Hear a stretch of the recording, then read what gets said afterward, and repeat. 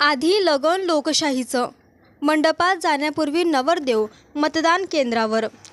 लोकसभा निवडणुकीसाठी राज्यात काल 13 मे रोजी चौथ्या टप्प्यातील मतदान प्रक्रिया पार पडली. यामध्ये जळगाव लोकसभा मतदारसंघाचाही समावेश होता. देशभरात लोकशाहीचा उत्सव सुरू आहे.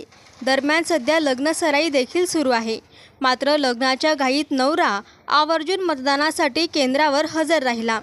देशातील प्रत्येक नागरिकाने आपला मतदानाचा हक्क बजावणं गरजेचे आहे. देशात लोकशाही बळकट करायची असेल तर प्रत्येकाने घराबाहेर पडावं आणि मतदान करावं, असं वारंवार अनेकांकडून संदेश दिला जातो. दरम्यान आज जळगाव या जिल्ह्यातील पाचोरा तालुक्यातील पिंपळगाव हरेश्वर येथे मतदान केंद्रावर नवरदेव पोहोचला. विवाह समारंभाची तिथी असल्याने त्यामुळे पिंपळगाव तांडा येथील राहुल यशवंत पवार या नवरदेवाने सकाळी लग्नाच्या 2 तास अगोदर मतदानाचा हक्क बजावला.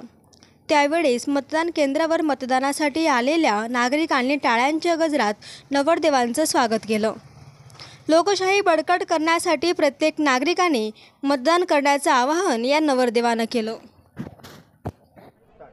राहुल यशवंत पवार, पिंपळगाव तांडा येथील राहणारा, त्याचे आज लग्न आहे. लग्नाच्या अगोदर त्याला मतदानासाठी इथं त्यांनी कर्तव्य पार पाडण्यासाठी किंवा आपलं मतदान करणे हे देशाच्या दृष्टीने हिताचे आहे. त्यासाठी ते सर्वप्रथम मतदान करून मगच लग्नाला जाणार आहेत. त्यासाठी ते इथं येऊन मतदान करत आहे. लग्न हे जामनेर.